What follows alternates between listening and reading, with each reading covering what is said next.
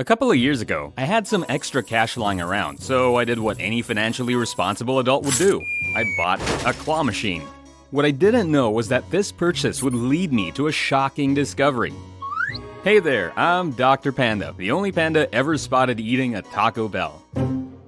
And today we're talking about claw machines. Have you ever wondered how these things actually make money? I mean, in theory, if someone is skilled enough, they could just win prize after prize, completely bankrupting the machine, right? Well, what if I told you that's not how it works? What if I told you claw machines aren't really arcade games, but more like casino devices? So it all started one Saturday as I anxiously waited by my front door. When the doorbell finally rang, I ran to open it. It was my little neighbor asking if I'd seen his soccer ball, but more importantly, right behind him was my new purchase. I pulled my claw machine out of the box and admired it. It was beautiful. But as I daydreamed about filling it with adorable axolotl plushies, I noticed something next to it. Something that would forever change the way I saw claws and stuffed animals. The instructions manual, or specifically, the legendary page 58, the ultimate secret of claw machines. This page basically revealed that this wasn't just a game machine, it was a scam mechanism.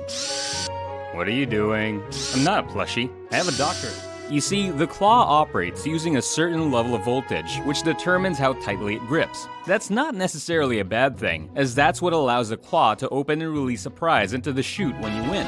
But the way this voltage is used goes far beyond making a fair game.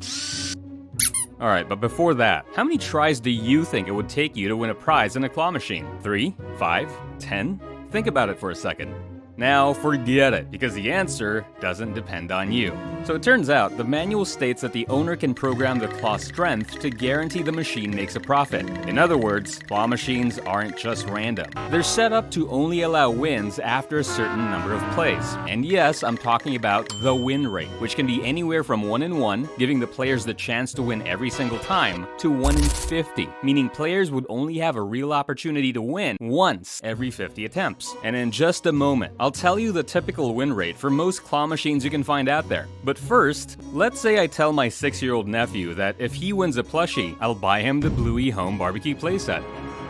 I give him 5 tries, but what he doesn't know is that the machine is set to a 10% win rate. Out of 10 attempts, only one will have enough grip strength to actually grab a plushie. Now, the million-dollar question, is that ethical? Before I tell you what I think, let me know your thoughts down in the comments. Now, if I tell my nephew it's a game of skill, that would be completely unethical, because not only would I be lying to him, but I also be making him feel like he's just not good enough, when in reality, skill has nothing to do with it. And that's the problem with claw machines. Unlike casino machines, they're marketed as a way to test your ability, making you believe that if you're good enough, you could win every single time. And unlike casino machines, claw machines are not regulated to prevent scams. But the win rate isn't the only thing that can be tweaked. Turns out, these machines can also be programmed to make you think you're about to win, so you keep spending more money. The claw has 3 stages: when it goes down to grab the prize, when it lifts back up, and when it moves over to the chute. Each of these stages can have different grip strengths, meaning a machine can be set up so the claw grips just fine at first, but then suddenly weakens at the last second, making the prize drop before reaching the chute. So the next time you think, I was so close, ask yourself, was I really? Or was the machine just making me believe that?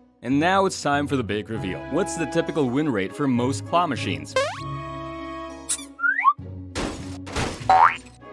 Now, while this information is something claw machine owners keep close to the chest, from what I could find, the usual percentage is between 30 and 35%, which means only 3 actual opportunities to win for every 10 plays. What do you think? Is that fair? That's all for now. Subscribe for more, and Dr. Panda out.